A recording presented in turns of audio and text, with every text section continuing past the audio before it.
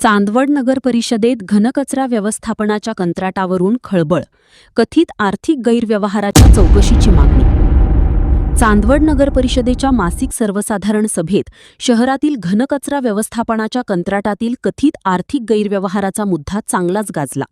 शिवसेना शिंदे गटचे पदाधिकारी संदीप तात्या उगले यांनी माहिती अधिकारांतर्गत आरटीआय प्राप्त कागदपत्रांच्या आधारे 11 कलमी अहवाल सभागृहात सादर करत कंत्राटाच्या अंमलबजावणीबाबत गंभीर प्रश्न उपस्थित केले.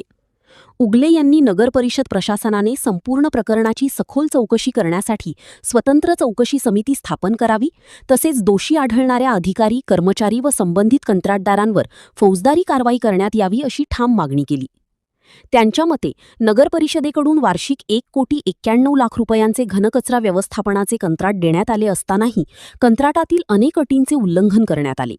आवश्यक मनुष्यबळ न ठेवणे, कर्मचाऱ्यांना कमी व रोख स्वरूपात वेतन देणे, प्रत्यक्षात बंद असलेल्या वाहनांचा खर्च दाखवणे, तसेच बायोकल्चर खरेदी प्रक्रियेत सुमारे 18,98,000 रुपयांच्या कथित आर्थिक गैरव्यवहाराचे आरोप त्यांनी सभागृहात मांडले.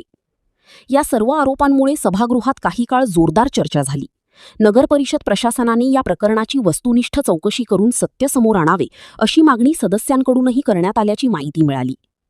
दरम्यान या प्रकरणातील आरोपांबाबत संबंधित कंत्राटदार किंवा नगर परिषद प्रशासनाची अधिकृत भूमिका अद्याप समोर आलेली नाही. चौकशीनंतरच वस्तुस्थिती स्पष्ट होणार असल्याने या प्रकरणाकडे शहरातील नागरिकांचे लक्ष लागले आहे. अशाच ताज्या, विश्वासार्ह आणि महाराष्ट्रातील महत्त्वाच्या बातम्यांसाठी जनआवाज न्यूज चॅनलला सबस्क्राईब करा, व्हिडिओला लाईक करा आणि आपल्या मित्रांसोबत शेअर करा. जनआवाज न्यूजसाठी आफरोज अत्तार. आणि त्याच्यात जर दोषी आढळले तर फौजदारी गुन्हा आणि ब्लॅकलिस्ट आपल्याला अहवाल येऊ द्या. अहवाल ज्या पद्धतीने येईल आपण त्या पद्धतीने कारवाई करू. मी तुम्हाला आधीच म्हणालो, जसं भ्रष्टाचार होईल हा अधिनियम आपल्याकडे, आपण त्यानुसारच कारवाई करू. आता हा विषय सर्वसाधारण सभेत घेतलाय सर. उद्या चालून मला उपोषणाला बसायची पाळी नको आहे.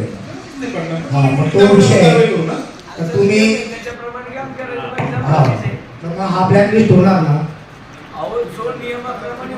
तर नियमाप्रमाणे जर त्याचं जर येईल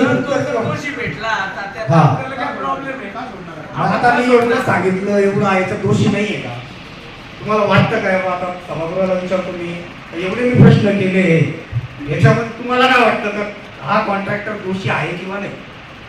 मी सभागृहाला पण मग सभागृह तुम्ही नाही म्हणणार, मनाला तर नाही, सभागृहाच्या मनाला तर वाटत ना सभागृह हे दोषी आहे. एवढी चर्चा होणार होती, त्याला इथं बोलवलं पाहिजे, बोलवलं पाहिजे. आपल्याकडे खूप सारे कॉन्ट्रॅक्टर आहेत जे आपल्याला अनसरेबलच नाही राहिले. आता एवढे मोठे मोठे प्रोजेक्ट चालू आहे, कॉन्ट्रॅक्टरला आपण क्वेश्चन कधी करणार? या विषयावर आपण बराच वेळ दिला आहे. अतिशय महत्त्वाचा विषय होता.